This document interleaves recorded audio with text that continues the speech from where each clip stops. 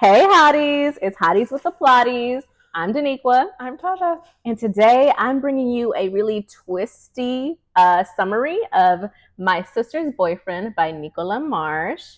Again, our main focus is books most of the time, but we will summarize TV shows, movies, really any type of media we want to because we can do what we want.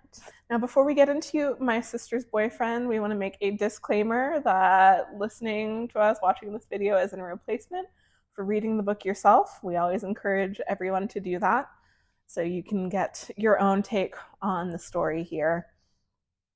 And under fair use, we'll be recapping, giving our commentary, but it's always easier to criticize something than it is to create. So no matter what we think, everyone should go read the book for themselves. Yes, for sure. Experience these stories for yourself. Let me know if you agree or disagree with us along the way.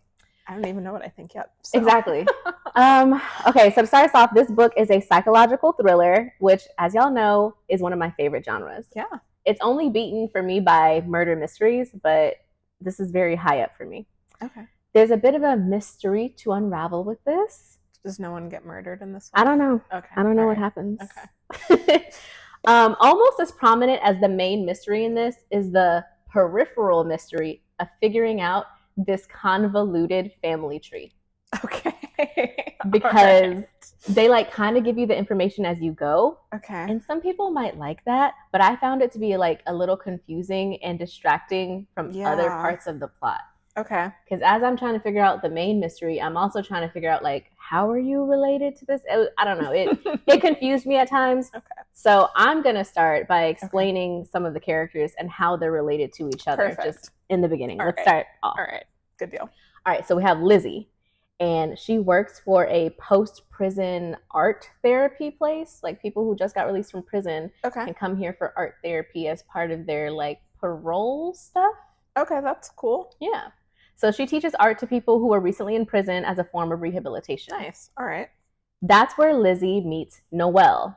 He's an ex-convict who was in jail for accidentally backing over his brother with a car. Okay. That's his only crime. Yes. Okay. That's what he was in prison for. Got it. Because his brother died. Got it. Yeah. He's super remorseful about it, and he says it was an accident, and he didn't see his brother. His brother's name is Ned. So Noel and Ned. Got it. Lizzie gets weird vibes from Noel. She doesn't really explain it that much at the beginning, but he's in her art therapy class, and she's like, I don't know, something about him. Just really weird vibes. Okay. She says his good guy thing feels performative. Mm-hmm. And like he's constantly calculating how to present himself. That's the like vibe she gets from him. He's also described as being like really, really attractive. Of course he is. Very handsome, like a draw and traditionally attractive. And he comes off really well to lots of people. But she's saying, Lizzie's like, I don't know, something's weird. Yep. No, people like Ted Bundy too. Oh, that's true. Yeah. Okay, and then there's Lizzie's sister, Brooke. And Brooke is a new mom to her 12-year-old daughter, Hope. So Lizzie and Brooke are sisters. Yeah, new mom, right? Okay. I got you, right? How are you a new mom to a 12-year-old? Right? Okay. You might be wondering how she's a new mom to a 12-year-old. Okay. Well, it turns out, just try to grasp in there with me, hang in there with me. It turns out Brooke gave birth to Hope when she was younger. Sure. Brooke and Lizzie's aunt Alice and their other sister Freya. So there's three sisters. There's Freya, Lizzie, and Brooke. Okay. Brooke had Hope. And then their aunt Alice and Freya conspired and lied to Brooke and told her that her baby was stillborn. Wow. And then Freya raised Hope as her own for years. Where did she just get a baby out of nowhere? And she's just like, oh, this is my baby now. That's what I'm saying. That's what I'm saying. As I was reading this, I was like, so your child was stillborn. And immediately after the stillborn pregnancy happened, Brooke like left town. She's like, I'm gonna go travel. I need to get away from this. Okay. And then meanwhile, Freya was like, well, I'm raising this baby that's mine that I had. Yeah. I really don't know the logistics of this. Sure. They don't go that deep into it. I'm guessing that they wait like a few months before even sending word to Brooke that Freya was pregnant and then like had a child. Yeah, she had a 6-month-old baby from her pregnancy. I'm like, is nobody doing math here? Right. Do we not know how this works? I don't know. And then why was your aunt involved in this? Yeah. They don't give you, I'll let you know the explanations that the book gives you along the way. I don't find the explanation satisfactory because I cannot imagine my aunt conspiring with my sister to steal my baby. Right. And then my other sister also, like, she didn't work in the conspiring part of it, but Lizzie, I'm like, did you not notice that Freya popped up with a baby when there was no pregnancy? Like, I don't know. Okay. All right. So Freya was raising Hope as her own. Okay. And Freya ended up dying. And that's when they don't tell you how in the first like fifth of the book that Freya died. They just keep telling you that she died. But the true parentage comes out after Freya dies, and now Brooke is raising Hope.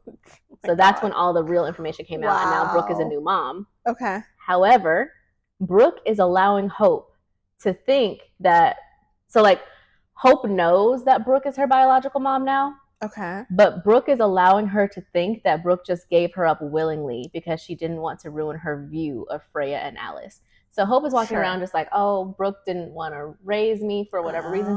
She willingly gave me up to my real mom, Freya. Meanwhile, Brooke's like, actually, I dearly wanted you. Wow. Did not know that you existed for 12 years. This is what therapy is That's for. what I'm saying. You can tell the child in therapy. And all of this information, it's not front loaded the way I'm giving it to you. It's kind of, it's not sprinkled throughout the whole book, but it is sprinkled throughout the first fifth of the book, which to me just kept confusing me as I was reading. I was like, wait, what? You're a new mom to a 12-year-old? Yeah, like how does that? Okay. Yes. All right. Again, if I was Brooke, I would just tell Hope the truth. Yeah. Couldn't be me, but okay. Yeah. She'll be okay. Exactly. But okay. Okay. So Lizzie moved into the family house with Brooke and Hope after Freya passed. So there's a family house. This is the type of family there is, where there's a family house, right? Sure. Can't relate. I don't know. But there's a family house. And Lizzie moves in with Brooke and Hope after Freya passes away. And they have a strained relationship with Aunt Alice. I wonder why. Yeah, obviously, since she conspired in the baby snatching. I don't understand the details of how a pregnant person's baby could be taken from them, again, like without anyone noticing the logistics of that. Like, were we in a hospital? We can't have been in a hospital. I have no clue. Okay. All right. So we've got Lizzie, Brooke, and Freya, who are sisters. Freya passed away. Alice is their aunt. Hope is Brooke/Freya's daughter. Sure. Yes. Okay. Noelle is the ex-con who's taking Lizzie's art therapy class. Okay. And then Noelle's brother, who he backed over with his vehicle, was Ned. Okay. Okay. So the first part of the book focuses on discussing how Lizzie and Brooke have a strained relationship now because Lizzie tried to make a move on Brooke's baby daddy. Oh, so that's another thing. I was going to say, we know the baby daddy. Yes. Okay. Oh, yeah. Brooke and the baby, like the father of the biological father of Hope, were very close, and they broke up amicably. There wasn't any animosity or anything. Okay. It's just after the baby was stillborn, Brooke was like, I need to go. Sure. And then she fled, and they broke up amicably. He found out at the same time as Brooke about the parentage stuff, so he's also like a new dad right now, trying to meander things, and they're like co-parenting. Okay. So while they're co-parenting, Lizzie tried to make a move on him. That's insane. Yeah. So because of that, Lizzie moves out of the family house, and she comes to visit Hope only when Brooke isn't around. She's like, I'm going to visit my niece. No, you're not. You're not coming to my house. So Brooke allows her to visit, but Lizzie, in my opinion, is a bit entitled because Lizzie has this attitude that's like, get over it. She's like, let me back in the house. We're sisters. Like, it's not that big a deal. Yes. That's Lizzie's point of view. No. Hope starts to notice the strain because it's not like Brooke told her, like, hey, your aunt tried to hit on your daddy. Yeah, so they don't tell Hope all that. But Hope notices, obviously, because Lizzie moves out and then only comes to visit every once in a while. She's 12. Yeah. She's not like 3. Keep in mind as well, Lizzie didn't move far. There's like the main family house, but then there's like a cottage on the family land, and Lizzie just moved to that. Okay. It's not like far. Okay. Hope notices this and asks if something is wrong, and Lizzie resents Brooke for not getting over it because it's putting a strain on the family. Oh, no. See, That's on you. Uh-huh, exactly. You don't get to guilt her into forgiving you for trying to sleep with her baby daddy. Yeah. Like, even though they're not romantically involved, like, come on now. No, and that's still messed up because of Hope too. Yeah. Yeah. You know, that's throwing chaos into her life, which is already very chaotic, even though she doesn't know. Okay. Lizzie tries to justify it by saying that, like, she had a really hard day at work, working with the ex-cons one day. And, like, it was such a hard day that, like, one of them, like, pinned her against the wall and, like, scared her really badly when, like, the security guard wasn't looking or something. So she came back to the house craving, like, protective male attention. And so that's when she tried to kiss him. Get on Tinder. Right? That's when she, like, tried to kiss. By the way, I do not remember the baby daddy's name. I feel like it starts with an R. Let's say his name's, like, Riker. Sure. That feels right. We'll call him Riker. She, like, tried to kiss Riker, and he stopped her, and then Brooke witnessed that happen. So she gave, like, she was like, Lizzie didn't know that Brooke had, like, was seeing them. Okay. So she gave Lizzie, like, a whole week to come clean about it. Like, I wonder if she's going to mention it to me. And Lizzie didn't say anything. Of course she didn't, because she's trifling. Exactly. So then Brooke confronted her about it. So not only did she try to get away with the baby daddy, but she also lied. Yeah. And Brooke doesn't really do a lot of trust when it comes to people, you know, because of, like, the baby stealing thing that happened in her past. Imagine that. So she was like, you know, she's slow to trust people. And this was a huge blow to her and Lizzie's sisterhood. Yeah. She was like, my other sister stole my kid. My aunt conspired in that. You were trying to, like, kiss my baby daddy. Like, wow. Yes. Lizzie feels like Brooke should just, like, accept her apology and get back to normal. Oh my God. But she also says she would love to get with the baby daddy for real. Like, she's like, but seriously though, Riker does make you feel so safe. Yeah. Literally go find any other person. Yes. Wow. Keep in mind, the title of this book is My Sister's Boyfriend. You see how we haven't even gotten to that yet? I still have to just finish explaining the family drama to because he's not even the boyfriend. Exactly. Yeah, we're not even there yet. Okay. The other half of the first chunk of the book is spent from Noelle's perspective. So this is one of those books that does go back and forth in perspective. It'll be like Noelle, Brooke, Lizzie. Like, it tells you whose perspective it's everybody. Yeah. All right. He's the one who gave Lizzie the weird vibes during art class. Yeah. He's not the one who pinned her against the wall, for the record, though. Like, that's not him. Noelle has chapters where he reviews flashbacks of his relationship with his twin brother, Ned, the one he accidentally ran over. Yes. So Ned grew up showing signs of being violent and disturbed. He tortured and killed his friend Snake. That's a really big red flag. Ned. Animal cruelty. Yeah, Ned did that. Okay. The one who was ran over. Ned is known for, like, torturing animals. Huge red flag. And Noelle made excuses for him and helped protect him when they were growing up. He'd be like, oh, he didn't mean it. He's my brother. Chill. Okay. Okay. Ned also manipulated a girl into cutting gym class and meeting him in this, like, outdoor storage shed thing behind the school, where he tied her up to a chair. We don't know what was going to happen after he tied her up to the chair. I think we know. I think we know. Okay. But at that moment, Noelle came and interrupted them because, like, Noelle saw Ned leave class and then saw the girl leave class, and he was like, what's up? So he followed, saw the girl tied to the chair. He came and interrupted, and he interrupted whatever Ned was going to do to her. And Ned just, like, laughed it off like it wasn't a big deal. He was like, oh, big bro. I say big bro, but, like, they're twins. Yeah. But, you know, one's a big bro. Sure. He's like, chill. It wasn't even a big deal. Meanwhile, the girl's, like, crying, tied to a chair. And just nothing comes of this. Yeah, because he keeps covering. So, like, I think... but the girl doesn't say anything. Well, Noelle was like, hey, please don't tell anybody. He was just playing. Like, he does that regularly. He, like, covers for his brother. Okay, yeah, no, I won't tell anybody. Totally, just untie me. Yeah, just, like, let me go, and this will stay between us. Exactly. And then I'm going to run immediately. And then yeah, exactly. Wow. Meanwhile, back to present day, Brooke has a housekeeper named Hazel who invites her out to a bar. Hazel's like, hey, girl, you, like, never go out. Ever since you became a new mom, like, I feel like your life's mega boring. Come out with me. So Hazel brings her roommate, who turns out to be Noelle.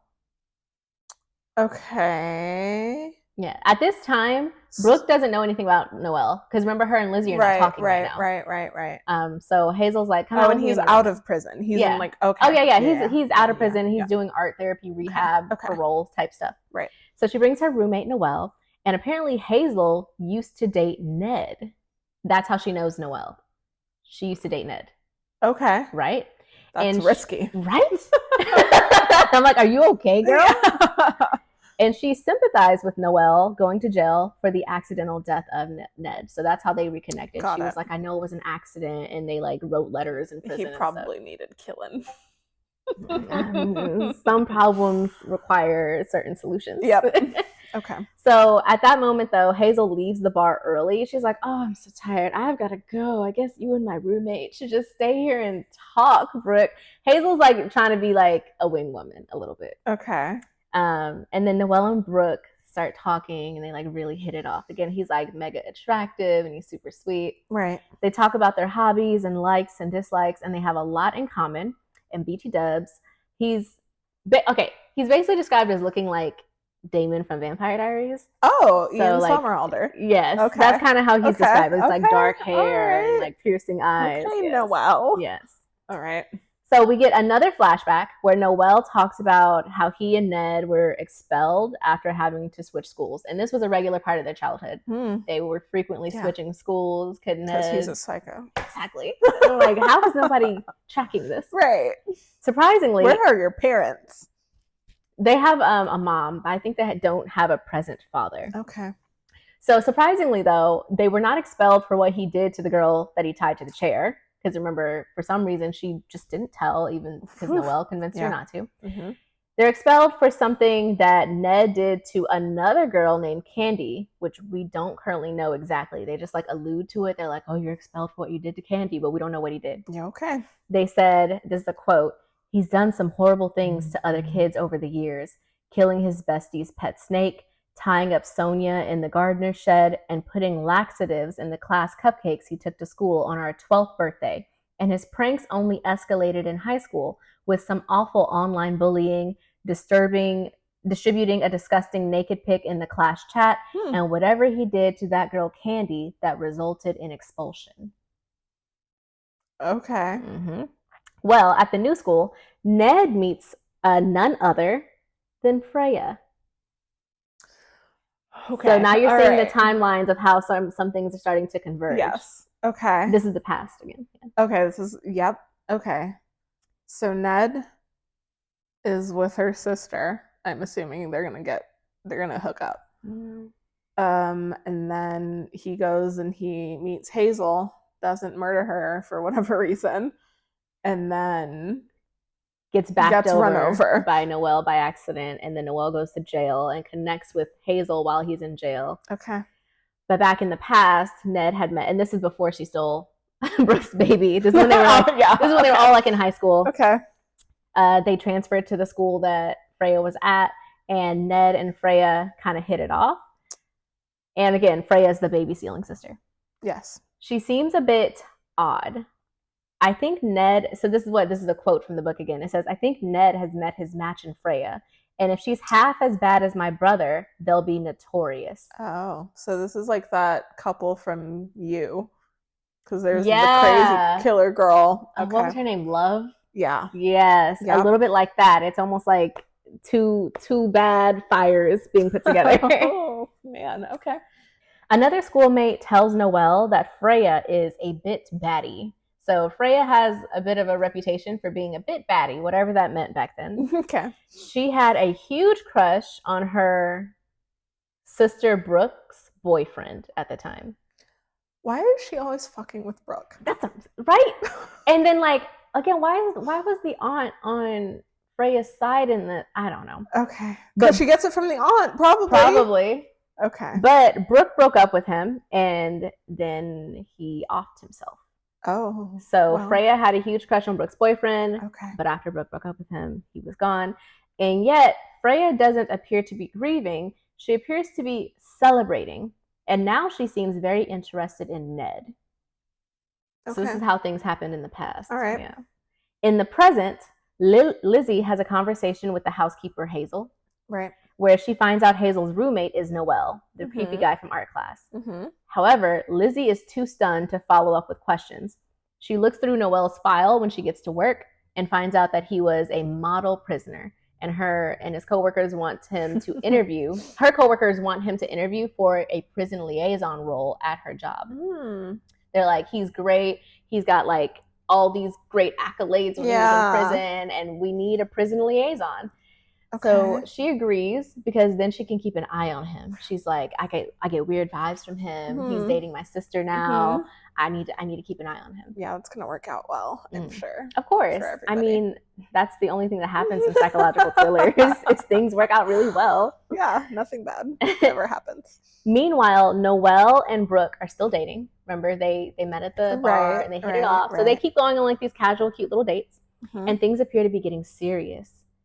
But then Brooke notices that sometimes Noel gets like this really dark expression on his face that makes her like, what's that about? Like sometimes she'll ask him a certain question or something and he'll get like really serious. And she's like, what's that about? So you can just break up when that happens. That's true. You can just be like, actually, I think I'm good. That's true. I think I'm good. I just asked you about your house growing up and you looked like you wanted to kill me. So I'm going to cut it here. I also question, because I'm just like, are people analyzing faces that much? I'm like, sometimes I'm just zoning out. Yeah, like, please I think I don't analyze faces like this, so I'd probably end up getting murdered, but it's whatever. And then back to the past again. Noel talks about how he overheard Ned and Freya talking about how they don't like their siblings because they can't live up to the expectations. Freya's like, Brooke's so perfect. I can't live up to her. And Ned's like, oh, Noel's the perfect twin. He never ties girls up in sheds. Like, can't you be more like your brother? So Freya says she sometimes does horrible stuff to Brooke, which seems to intrigue Ned. He's like, really? Tell me more. But we don't get any further details on this horrible stuff just yet. Of course, got to dangle it like a carrot. Right, of course.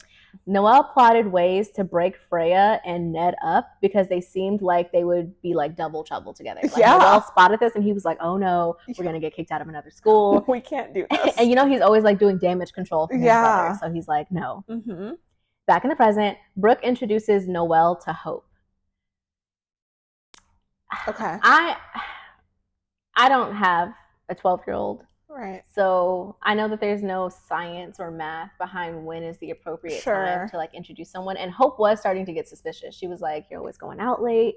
Like, you need to have an open and honest conversation. You can tell her you have a boyfriend. You don't have to meet him. Agreed. I think that's kind of where I would have left it for a while. Like, hey, I'm seeing someone. I'm just seeing where it goes right now. And that's like, it would be a long, like at least 6 months or more. Yeah, at least 6 months. Yeah. If not a year. So she decides to introduce them, and they have like this cute little outing at the park. However, when Brooke asks Hope afterwards, like, what did you think of him? While they were at the park, everyone was getting along, smiling, laughing. Okay. But when she asks Hope about it afterwards, Hope says, he seems like he's trying too hard, which echoes Lizzie's thoughts earlier about like how he seems like he's putting on a facade. Yeah. But that can be any like boyfriend meeting your kids, because he probably does want to like impress you, and he wants to seem like the fun person who knows how to be. So, and you're 12, like every adult is trying too hard. Exactly. So Lizzie confronts Brooke about dating Noel, and they use this as a moment to like hash everything out. Oh boy. Yes. Lizzie tells Brooke she doesn't think she should date Noel, and Brooke is like, why? You want him for yourself? Like you wanted Riker? Is that what it is? And Lizzie's like, bruh, chill. I wasn't even really trying to sleep with Riker like that, which I think is BS. Yeah, no, she definitely was. If Riker had been down for it, I think she absolutely would have. That would be her man now. Exactly. Yeah. Yes, for sure. I don't know. Yeah, she's like, I wasn't going to sleep with him. And I'm just like, that's only because he drew the line. Those are my thoughts. Right. But she's like, I was feeling so vulnerable and lonely because I had to deal with an intimidating client at work. Plus, I've been living with you for the last 2 years since Freya died, and it made me feel lonely seeing how close you and Hope were getting. To me, this low-key felt like a little guilt trip. Yeah. Like, yeah. Why is that my problem? Exactly. Like, now you have to go sleep with my baby daddy? Yeah. That doesn't make sense. No. Lizzie's like, I want kids someday, and I have no prospects, and wah, wah, wah. Dating apps. So Brooke forgives her, which, okay. And Brooke apologizes for not hearing her out sooner, which again couldn't be me. Okay. Because that explanation wasn't it for me. No, absolutely not. In the past, back to the past, Freya and her family suddenly moved away. So she and Ned were very, very close. Right. They were going steady. They were like bonding over hating their siblings. And then out of nowhere, Freya, Brooke, Lizzie, Alice, the whole family moves away. Okay. And this drives Ned bonkers. I'm sure. He started acting even more erratically. He started drinking, smoking, dating lots and lots of girls at one time. He was getting a reputation for being like a creepy stalker. Like all the girls in their grade was like, he's a weirdo. Yeah, don't do it. Don't do it, girl. And then there's a girl that Noelle actually likes. Okay. She's like slightly nerdy, and he just thinks that she's like really cute and pretty and smart. Okay. And he has to scoop her away during a bonfire hangout because Ned kept being weird with her and creeping her out. So he had to go like rescue her a little bit. She reveals to Noelle that there's a rumor going around that Freya left town because she was pregnant with Ned's baby. Noelle knows Ned can never hear this because if he thinks he has a child, he'll become like really obsessive and it'll get even worse. So he's like, I need to make sure Ned never finds out about this rumor, whether it's true or not. Like he cannot know. To keep Ned from finding out and hearing the rumor, Noelle cooks up a plan to get them expelled so they'll have to move again. Oh, all right. He protects his brother a lot. Yeah. Noelle pretends to be Ned, and then he takes a picture of the girl he likes, the one from the bonfire, while she's getting undressed, in the girls' locker room. Just enough to where like her midriff is showing, like she's in the middle of taking off her shirt, so he like snaps a photo. And then he purposely gets caught so that they'll be called to the principal's office. It works, and he's like, because again, he's pretending to be Ned, and Ned gets expelled, which means they'll both move. And Ned is actually proud of Noelle for doing this. He's like, wow, you did something bad for once, you know? I'm kind of proud of you. Even if it wasn't under your own name, like, big props to you. Look at you. And I'm like, no. But so that's why he didn't speak up and like, I'm Ned and I didn't do that. Yeah, he didn't say that. He was like, something I would have done. Could have been me. I'll allow it. So the plan works. They get expelled and they move to another city and then they finish high school there. And then after that, Noelle goes on to college, gets his degree in finance, and Ned becomes a traveling representative for a fast food chain. Noelle hears from his... I know. I've never heard of that either. Yeah. I've never representative of what? For a fast food chain. But why? If what are you representing for the fast food chain? I don't know. Like that's not important. Like what do they need? Right. Like, are you pitching to people? I don't know. Okay. Well, Noelle hears from his high school friend that Freya ended up returning to school with a baby. Noelle hears this. Okay. Yeah, Noelle hears it. Okay. So Noelle is glad that he got Ned away before he could find out. So who is this baby? Is this baby Hope? Okay, we don't know yet. All right. Okay. I don't know. Okay. He's glad that he got Ned away before he could find this information out. And for many years, they live like really chill lives. Their mother can like finally rest easy because she's been stressed for years. She's like, I'll keep getting expelled. I'm a single mother. Economically, trying to like move is a whole thing. So there's a few years after high school where like they're working their respective jobs and everyone seems pretty chill. And Ned's probably a serial killer with his traveling salesman job. That would be a really good cover. Yeah, right? Okay. Now at this point, they're 25 years old and Noelle is excited to visit his mom for Christmas when he gets a call from Ned. Ned tells him Mom is dead and he needs to get to her place ASAP. Because he killed her. Okay. I don't know. Yeah, he definitely killed her. But anyway. He's on the phone and he's like, Noelle, I'm sorry, Ned murmurs. And I'm sure I'm suffering an auditory... This is what the book says. It says, and I'm sure I'm suffering an auditory hallucination brought on by grief when I hear him whisper, even though she deserved it. So how about no, though? How about that you listen to what your ears are telling you? Noelle's like, I couldn't have heard that right. There's no way he would have said that. There's no way. My brother? My brother? The one that ties girls to chairs? He wouldn't have said that. Absolutely not. Okay, back in the present, Noelle gets the job as prison liaison at the place where Lizzie works, but she feels like really weird about it. She still like doesn't trust him. And Lizzie is interesting to me because she doesn't have anything real to base this on except bad vibes. Yeah. She's like, he's just got bad vibes. And that's enough. Like, your sister is trying to move on and live her life and like date, and she found this really handsome guy who seems nice and everything. You're just like, I don't know. I've been there. Bad vibes. I've been there based off of vibes. That I'm always true. Right. Well, that's intuition. That's more than vibes. That's intuition now. Meanwhile, Brooke notices that some of her items have been going missing from the house. Nothing valuable, just sentimental items that Hope has given her over the years. Okay. So she accused the housemaid, Hazel, remember that's Noelle's roommate, of stealing them. Why would Hazel take those? So and it's really weird to me the way she does. She like sits Hazel down and she's like, hey, there's this thing that Hope gave me and it's been missing and you've been cleaning up around here. Because Hazel, I forgot to mention, Hazel does it all. She doesn't just watch Hope. She cleans the house, she cooks. The house always smells nice and of good food because Brooke doesn't cook. So she's like, Hazel, you're the one who's been cleaning up around here and my things have been going missing. And Hazel is immediately like really offended. Yeah. As you can imagine. Right. Hazel's like, do you want me to stop working here? Because like I do a lot for y'all. Yeah, I can stop working here.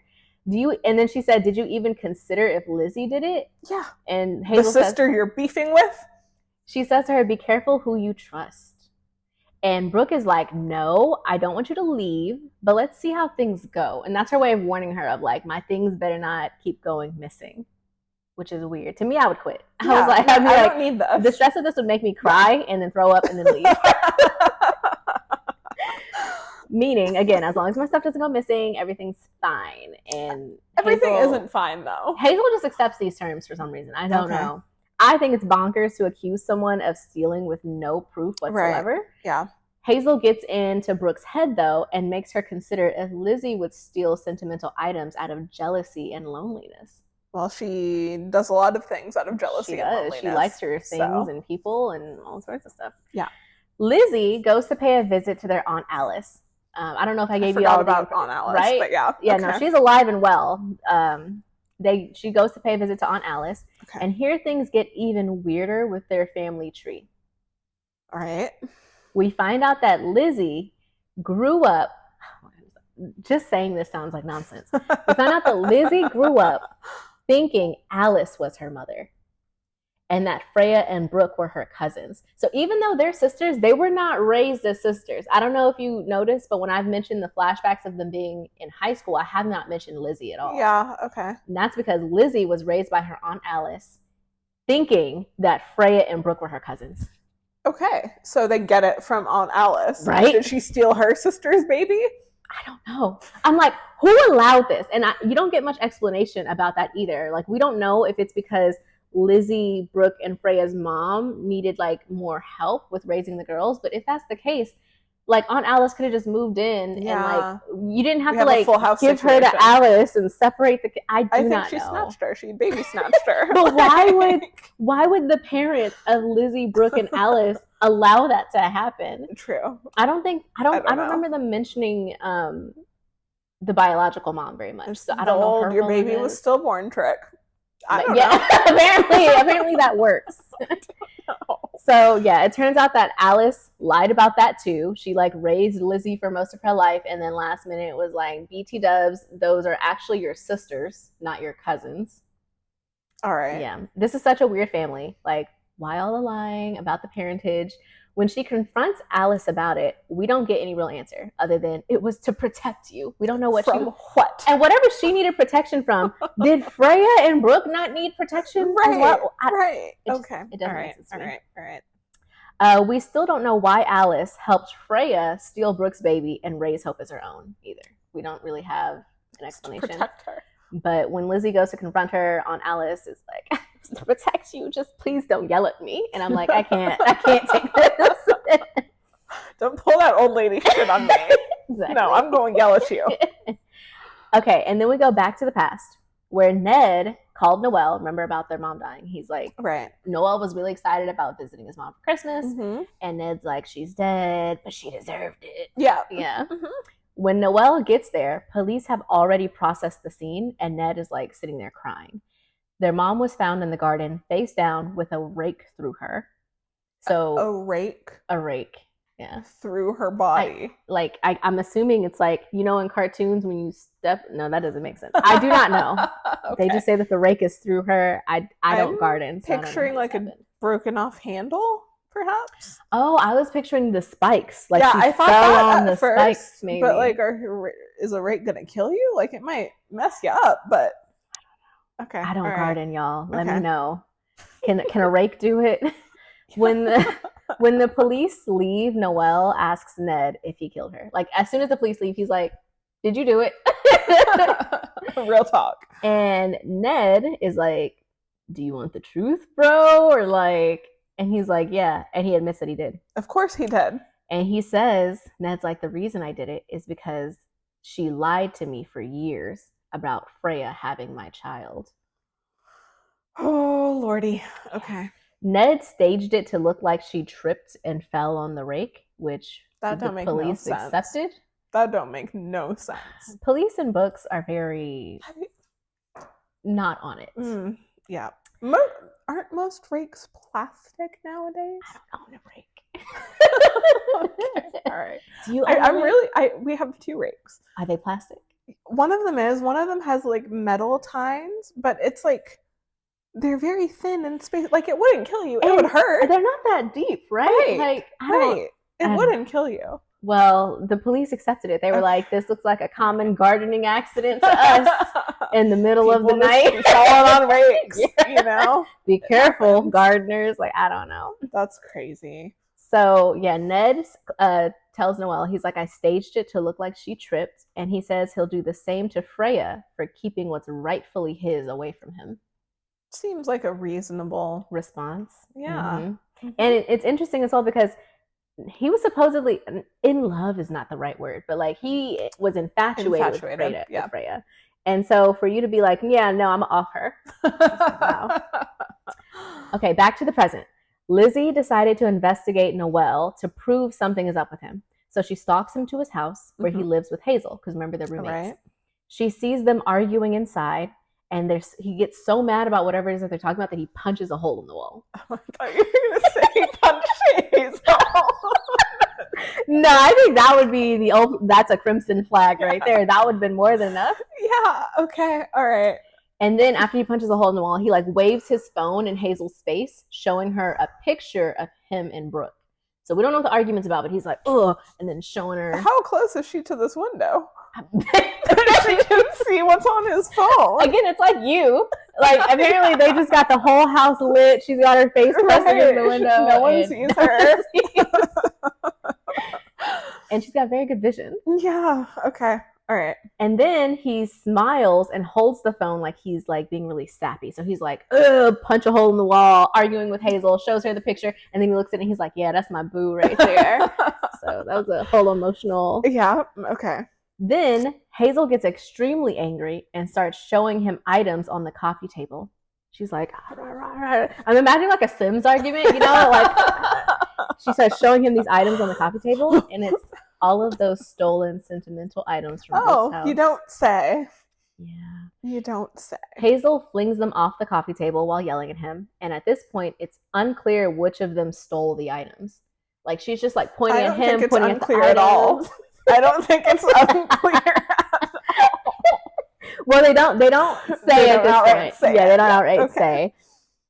Okay, so Hazel is doing her housekeeper duties for Brooke when she stops and asks her a personal question. She's like, "Hey, can I ask you something real quick?" And she asks Brooke if she's serious about Noelle, and that if she's not, she should set him free because he's been through a lot. And at this point, I'm like, "Hazel, aren't you the one who introduced him?" Yeah. Like, she obviously did that thing in the bar. She like purposely left so that they could be alone. And now you're like, "Look, if you're not serious about him, don't put him through this. Set him free." Because I'm like, if you like him, then you should have told him or something before this point. But also, no, because he punches holes in the wall. That is a deal breaker for me. Hard line. But I'm aware that that's not a deal breaker for everyone. Some people are like, it should be. Like, that's expensive. You're breaking the infrastructure. Yes. But some people are like... Okay, I just read this thing recently, and sidetrack here, but I've read people say that that's a red flag because if someone does that, like, he's showing you how hard he would hit you if he. Ooh, that's a good if he point. could. That's a good point. Throwing it out there, like punching walls isn't cool. That's a very good point. Yeah. I've always thought it from the perspective of like, don't mess up my stuff. But also, yes, Yeah. like if you're a person who has to express your anger through physically, yes. Now, I'm not saying that there's never a place for violence. There's never a place for intimate partner violence, but sometimes there's a place for general violence in the world. But this is not it. Yeah, someone's coming at you, it's different. Exactly. You know, you're at a Waffle House, you gotta like do what you gotta do. Defend yourself. Exactly. But yeah, no, that was a huge crimson flag. I feel like that should have been more than enough for Lizzie to come back to Brooke and end this whole thing. Yeah, and tell her what happened, and tell her that he took all of the little shenanigans on the table. Items, yeah. So Brooke tells Hazel that she's overstepping with this question and that it's none of her business, which I do think is fair. It is none of your business. Like yeah, I agree. Yeah. It's like I'm a mom of a 12-year-old. If I want to take things slow, then I'm going to take them slow. And if I'm still feeling out the situation, then I'm feeling out the situation. I feel like that would make me think that, well, actually the way that Hazel says it, maybe not so much, but I would just be like, well, what do you know? Like, why are you coming to me like this? That's a good point. Because like, you live with this guy. Has he said something to you? Yeah, that's a good point. She should have asked some more. So that's where I would go with it. But well, instead of her asking those sorts of questions, she accuses Hazel of liking Noelle herself, to which Hazel just like blushes and denies. Okay. She's like, what? No. All these people trying to steal my man. Mm-hmm. The next day, Brooke takes Noelle on a romantic walk around the estate. It's an estate? It's an estate. Okay. All this family drama and like y'all live on an estate. I would just be on a beach. Right? If I have an estate. Or I'll just sit in the estate and just chill. Exactly. And then they have that other cottage on the estate too where Lizzie lives because she's been kicked out of the main house. Oh, did I know that? Maybe. Okay. Yeah. I think I glossed over that. Yeah, when Lizzie was kicked out, she got to move onto into the guest house? Into the guest house, exactly. Cottage. Okay. Okay, so as they're taking a tour, they come to the cliff's edge. Oh, did I mention it's on a cliff? Of course, like it's on a cliff. Of course, it's on a cliff. And she reveals that this is where Freya fell to her death. Yeah, she fell to her death. She fell. Weird. In her head, she thinks about how she and Freya were fighting, and how Freya tried to kill her. Oh. But in the process of Freya trying to kill Brooke, she ended up falling over herself, and that's how she fell. Classic. Yeah. Riker was there. Oh, his name is Riker. I remember his name correctly. I knew it was something R and edgy. Yep. So Riker was there, and they both just said that Freya killed herself. So Riker witnessed it as well. So this isn't just like, oh, do we have an unreliable narrator for this part? No, this actually happened this way. Freya was trying to kill Brooke and ended up accidentally falling. And again, Freya always coveted Brooke's like boyfriends and stuff. So it's like, you stole my baby, you're trying to kill me. Like, stop. Like, she deserved that. Let's be real. Okay, at work the next morning, Lizzie sees Noelle in the parking lot. And remember, Lizzie just came from spying on him that last night. Okay. So she sees him in the parking lot, and he's visibly upset. He's like kicking his tires and slamming his hands on his car. Again, showing his anger in physical ways. When she walks up to try and record him, she's like, I'm going to show Brooke this. This will do it. He instantly snaps back into the nice guy facade. He's like, what? Oh my God. Is that a camera? Get my good side. Exactly. They greet each other, and he reveals that he knows Lizzie is Brooke's sister. Because keep that in mind. Like, Lizzie has not told Noelle, like, oh, by the way, that girl you're dating, that's my sister. Yeah. They haven't had that conversation. Okay. But he reveals at this point, he's like, BT dubs, I do know. And he says he's upset because Brooke lied to him about something. That's why he was like banging on his car. He's like, I'm just a little upset because Brooke lied to me. Okay. And he can't stand liars. Lizzie says it's unprofessional for them to be talking about this. And he says, and I quote from the book, in case you didn't get the memo, Lizzie, we can discuss anything I want to because I'm dating your sister and there's nothing you can do about it. Martino Bay was my home once, and it's time I reclaimed my life. That's a really weird response to that particular like, people don't talk like this. No, they don't. And we're about to go into work. Like, what is happening? Okay. Meanwhile, Brooke and Riker finally tell the truth to Hope. They sit her down. Okay. About how Alice and Freya conspired to steal her from Brooke. And they all have like a really good cry about it, and they have a family hug about it. And I just personally would have loved for this stuff happen sooner. I didn't mention it, but throughout the entire book up to this point, Brooke keeps being like, should I tell her now? Maybe now I should tell her. Now I should tell her. No, not now. Okay. And so I was like, please just tell her. Like halfway through? We're more than halfway through at this point. Okay. So more than halfway through, she tells Hope the truth, and they have a really good family hug about it. And then of course Hope has like all these mixed feelings. She's like, I grew to love Freya as my mom, but like knowing that she kept me from you on purpose is really weird. Yeah. Okay, and then we flash back to the past. We finally get the moment that we've been waiting for. What's the moment we've been waiting for? Is it Candy? Candy? We never know what happened to Candy that got him expelled. Oh yeah, Candy! I forgot you have a good memory, because I was like, who is Candy? Yeah, no, we don't know what happens. Wait, right. No. I think we do find out what happens to Candy. We do. Right. We do. I will let you get on with the climax. Okay. So Ned was pacing around their mom's house trying to find his keys so he could hunt down Freya. Because remember, way back in the past, he's like, she kept my kid from me. So he's like looking for his keys. He's like, where are those keys? I'm heading straight to her, and I'm going to do to her what I did to mom. Yeah. It's clear he plans to like do something close to, if not exactly, murder. Sure.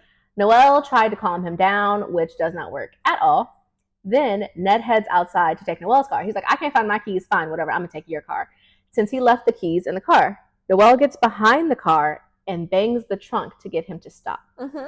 But Ned makes eye contact with him through the rear view mirror. He like looks at him in the rear view mirror, makes eye contact, revs the engine, backs over him. Yeah, of course he did. This pretty much confirms like some suspicions. Yeah. I feel like we all kind of the whole story. Almost anytime there are twins involved. You're right. It pretty much confirms suspicions that this entire time we've been dealing with Ned. He's actually the evil twin. Yes. It's been the evil twin the entire time, guys. It's been Ned's perspective. He took on Noelle's identity. Yeah. And moved on from there. Yep. So let me know if you called it. I feel like, though, again, when it comes to twins, at some point you expect that they're going to switch places. And he's got weird vibes, and he is acting like he's such a good guy. Yeah, I mean. So then after Ned backed over Noelle, he took his identity. And since he had the reputation for being the good twin, he was able to pretend to be Noelle, and he like served his time, and now he's out. And even though he didn't win his trial, obviously, like no one believed that he backed over him by accident, he still didn't get like as many years as he probably would have if they knew he was actually Ned, and that he had a record of doing similar things. Right. So Lizzie tells Alice and Brooke about what Ned, from now on, every time I say Noelle, it's really Ned. It's like Noelle Ned said to her in the parking lot of work. And Lizzie and Brooke and Alice both think that she's overreacting. So Lizzie tells him, like, this is what he said to me in the parking lot. He was super sketch. But Brooke decides to ask him about it directly. She's like, okay, you're telling me he's got all these weird vibes and stuff. I'll talk to him. Alice says Noelle was sweet when he was younger.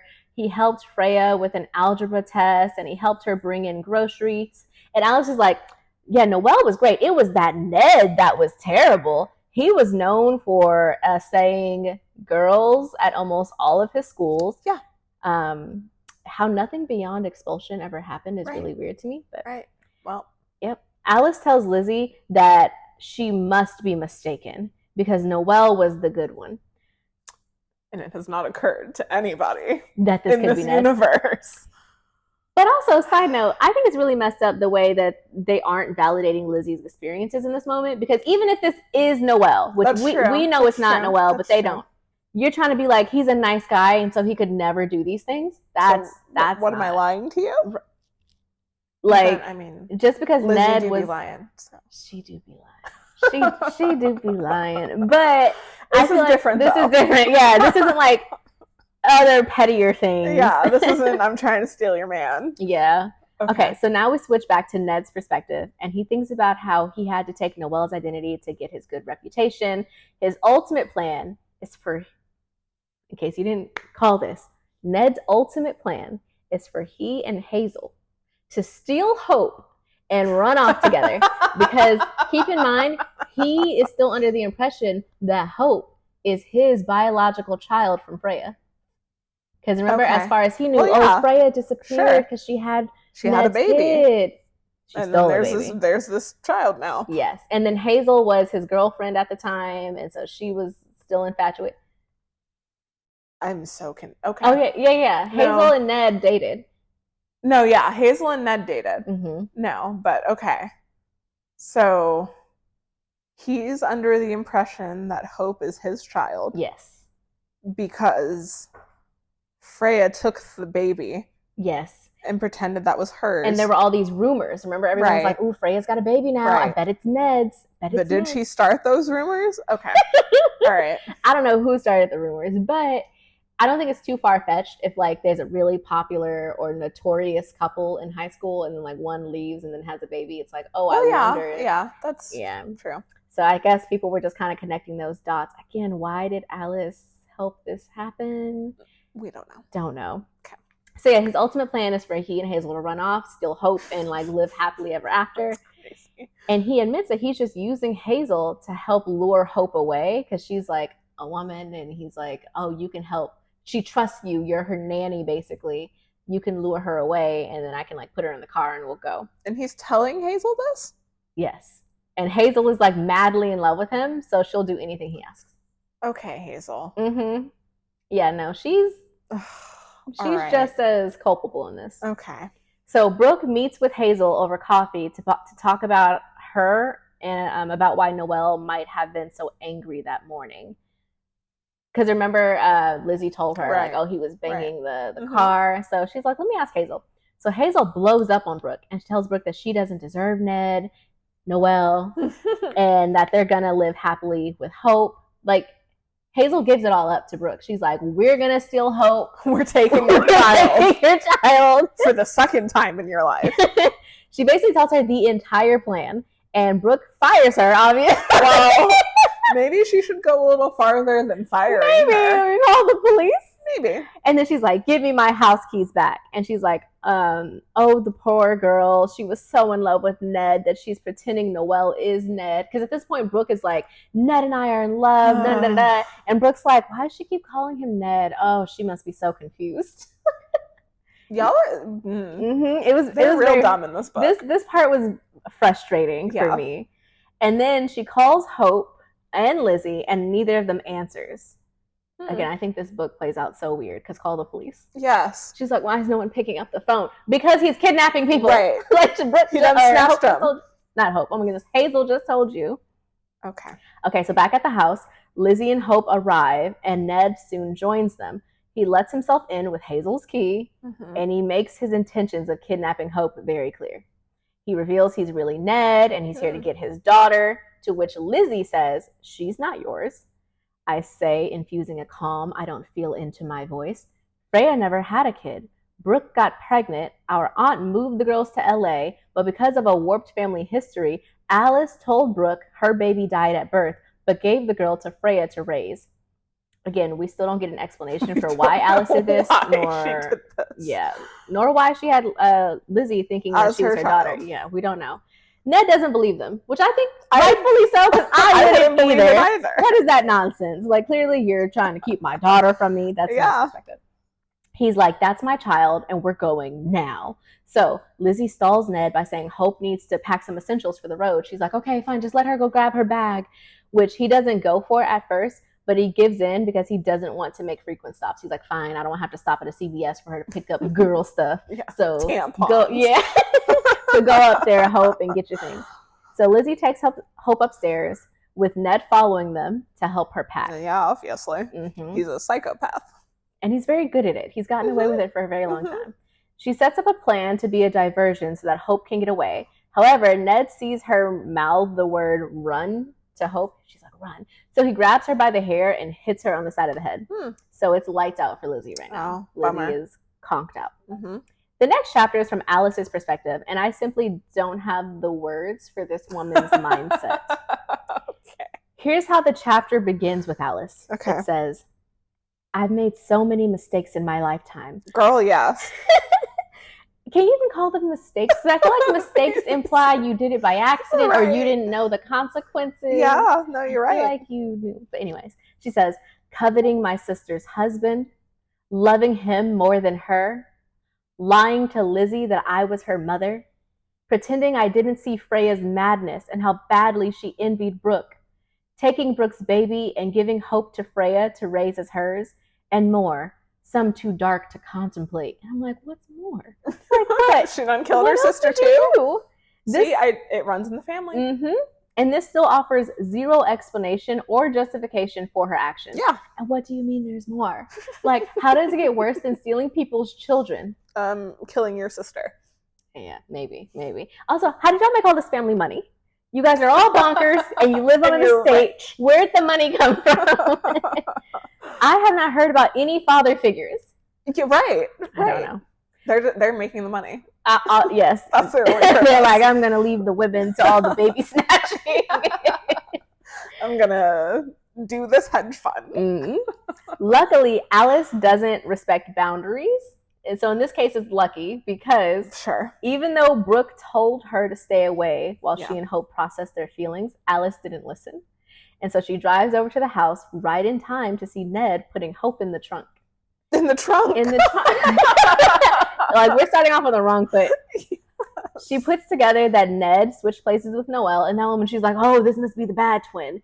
You don't say. Again, to me, I feel as though the good twin is also capable of horrible things. Sure. Like, for her to be like, it just couldn't be Noelle. I don't follow that logic. In this case, it is Ned, but like, I just wouldn't put it above almost anyone. I would probably assume though, in her case, I'd be like, oh, he killed his brother and stole his identity. And that is the correct assumption here, yes. She also sees Lizzie come out the side door, get in the driver's seat of the car, and then back over Ned repeatedly. Good. So Lizzie like snuck out, got in the car, and was like, forward, back, forward. And I was like, wow, this is like poetic justice. Yeah. Good for her. When Brooke finally arrives, Sans police. They catch her up on what happened, and they plan on telling the police that Lizzie accidentally backed over Ned 7 times. Like that song in Chicago, like, I shot him. She backed over Ned when she was trying to help her and Hope escape. And this literally, again, echoes how the real Noelle died, which feels a little redundant, a little too on the nose for me. A little bit. But it's okay. Introspectively, Brooke reveals how this is all her fault because she sent a letter to Ned Noelle 2 years ago when he was in prison, telling him that Freya had his baby. So this was before Brooke knew. Brooke's like, oh, snap. This was my fault because I sent a letter to him. No, because it's Freya's fault because she snatched the baby. True. Telling him that Freya had his baby. This was, again, before she knew Hope was hers. So, again, try to follow this convolutedness. Yeah, Back in the day, Freya told Brooke that she was dating Noelle because she was afraid of Brooke stealing Ned from her. Okay. So, like, back in the day when Freya was actually dating Ned, she told Brooke, oh, no, I'm dating the good one. I'm dating Noelle. Because she was afraid that Brooke, the good sister, was going to steal Ned. So when Brooke heard that Noelle was in prison, she was like, oh, that's the baby daddy. He should know. Oh, my goodness. Let me write to him. Okay. So Brooke thought this whole time that Noelle was Freya's boyfriend from high school. So she sent that letter to Noelle, who was really Ned, in prison, letting him know he had a kid. So do you remember when Ned was like, I killed mom because Freya kept that from me? Yeah, that's, I think, no, sorry, because that happened before. Sorry, it's hard to get the timelines right. You're good. He killed mom before he went to prison and got confirmation from Brooke. Technically, Ned already knew this, as that's what precipitated the events that got him in jail in the first place. But Brooke's letter confirmed it for him, like, oh, that's my kid, and Freya kept her from me. This still doesn't make any sense to me. Why didn't Brooke mention that she knew Noelle/Ned had dated Freya back in the day? And why didn't she give any indication that she knew who Noelle/Ned was when she was dating him? Yeah. Like, when she met him in the bar, there was never a moment that was like, hey, I think we went to the same high school. You dated my sister. Yeah, I think you dated my sister. There was never a moment that's weird. like that. That's weird. This detail about the letter to me was unnecessary and it makes the story more inconsistent. Like you could have left that part out altogether. Yeah. Because it's not like that was the thing that let him know. He already knew somehow. Right. So I don't know. I think it just makes things make So less we don't know sense. how he knew initially, though? I don't think so. I guess mom. Do we know why he killed mom? Have we got there yet? Why Ned killed his because he thought that his mom was the one who kept the information from him all those years. And the mom was like, I didn't know. Okay. What are you talking about? Your girlfriend got pregnant in high school? Like, what do you mean? Yeah. But he was like, you knew and you kept it from me. And so you're going to fall on this rake. Yes. So that's the end of the main book. And then there's an epilogue. Okay. I was like, what? You're like, how could we? All right. So in the epilogue, we get Alice. Because we needed some more of her. Of course, we need more Alice. All right. And this is where she admits that she was actually the one who murdered Noelle. She thought he was Ned, and she saw who she thought was Noelle driving away that night, but the twin that was still on the ground was actually still alive. Oh. So she finished the job and backed over him again. She was like, because she thought it was Ned. So she was like, no, you're bad news. Right. And backed over him again. She did this to protect Freya and Hope, since Ned's mom had called Alice and told her that Ned knew about Hope and that he may come looking for her. So Alice was like, I'll take care of this. Police. Call them. Alice says that she regrets killing the good twin. Sure. But she would do anything to protect her family. And that's how the book ends. I do have quite a few gripes with elements of this book, as well as some of the plot layout elements. Okay. Please, by all means. As far as the characters go, I have so many notes. I have so many notes. As far as the characters go, I don't understand anyone's motivation for almost anything they do or have done in this book. Yeah. I don't understand why Brooke continued to date Noelle, even when she herself was getting weird vibes off of him. Yeah. I don't understand why Alice raised Lizzie, making her think they were mother-daughter. That's what I wanted. That's my biggest. That's the biggest. Why, though? And I don't understand why Alice stole Hope from Brooke and gave her to Freya, a person who she knew was jealous and unstable. She even admits it herself. She was like, yeah, I ignored that madness in Freya. So then why are we doing this? I also don't understand the actual logistics of what Alice did. Like, how did you raise Lizzie as your own, but not the other siblings? Yeah. How did you steal a baby from Brooke without Brooke doing the math on how Hope couldn't be Freya's baby? Like, since Freya wasn't pregnant at that time, I don't understand why Lizzie cozied up with Riker. Even if she had a traumatizing day at work, I still don't understand how that would lead to you trying to bone your sister's baby daddy. Yeah. I don't understand how Hazel made it so far into the kidnap plan, only to blurt it all out over lunch with Brooke. Like, she held it in. She was such a good little actress. And then she goes to lunch with Brooke and she's like, you know what? Actually, we're taking your kid right now. How? You were holding it together this whole time, and now for some reason, like, you're just pushed over the edge. Not understanding the character's behavior was like a big part of why it was difficult for me to connect with this story. Yeah. In addition, the story itself was a little difficult for me to connect to for two main reasons. Okay, so one, I consume a lot of stories that involve twists. So the twins like switching places thing isn't like a new concept. Not at all. I think we were all even expecting it. Absolutely. But they're a way to like do these twists so that they are consistent and like really still really cool. Yeah. And I don't think it was fair to us as the reader for Noelle's chapters to be told as though they were really from Noelle's perspective. So to give you an example, those chapters are told as though they're introspective thoughts. Right. And those introspective thoughts were very like, oh, I don't know why my brother was so bad. I just wanted to protect him. And that's not fair if those chapters were really from Ned's perspective. Yeah, he wouldn't be thinking that way. Instead of it being introspective thoughts, it should have just been the facts of the events. Yeah, just narrating what happened. And then leave it up to us to assume how Noelle Ned felt about what happened. Again, many of his flashbacks were like, how he felt about his brother Ned growing up. Yeah. So Ned wouldn't be having thoughts of how Noelle felt. That part to me I thought was a little odd. Okay, and then number two, the second reason I couldn't connect to the story is because there was no twist other than the most obvious twist, I feel. Like, we knew that the twin switching might be a thing, which I'm fine with, but I also didn't expect a second double twist. Yeah. Which maybe you could argue the Alice thing. Was a twist, yeah. She actually backed over him, but it wasn't meaty enough of a double twist for me to feel like satisfied necessarily. However, I am very curious of how others feel about this book. Like, I encourage again for y'all to read it for yourselves and tell me your take on the story. Yeah. Do you find the characters frustrating? Do you find them compelling? Just because I had difficulty connecting to the characters does not mean that that's the same for other readers. Do you know people who are like this? Do people are they real? Tell me. Tell me if you're like, actually, this is just like my cousin Sarah. Yeah. Like, just let me know. Yeah, this, like, the way everything went down, like, I feel like this is a sequel and we missed the first book because, like the first book has to be the family tree and explaining how we got here. Exactly. Like, that's Alice's story and I want to know what happened there. I need a prequel of how Alice got away with it. And how is she so down? Like, how is she so capable of murder? Like, what happened there? Alice, to me, is the second villain. For many reasons. Did you see the twist coming? Of course I did. Yeah. Not the one with Alice, I'll give her that. Yeah. Not the one with Alice, but yeah, as soon as you were like, oh, he's a twin, and he was the good twin, and he backed over the bad twin, I was like, oh, really? You don't say. Oh, and they were identical. Oh, weird.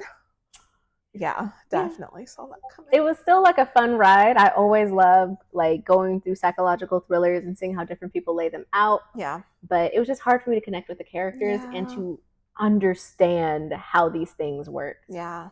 I'm still not understanding how they like took Brooke's baby. And like, well, okay, I guess because I was going to say, like, did Brooke not insist upon seeing for herself? But maybe it was too much. And if she was, like, a teen mom, I think is what is implied, then maybe she just, wasn't strong enough or, like, didn't have that thought, like, someone would lie to me or that I want to see my child. And then 1 year later, Freya's like, I have a 1-year-old, by the way. Hope you're having fun traveling. I just don't understand the logistics of this. Yeah, no, that's crazy. Yeah. But okay, so that was My Sister's Boyfriend by Nicola Marsh. Let me know what y'all thought. Did you see the twist coming? Do you relate to these characters in any way? Have you met or come across people like this? Let me know. And maybe call the police. That's the lesson. Call the police. Thank you for watching. Subscribe. Okay. You've reached the voicemail of Tasha and Nicola. We can't come to the phone right now. But if you like, comment, subscribe, and click another episode, we'll be with you shortly.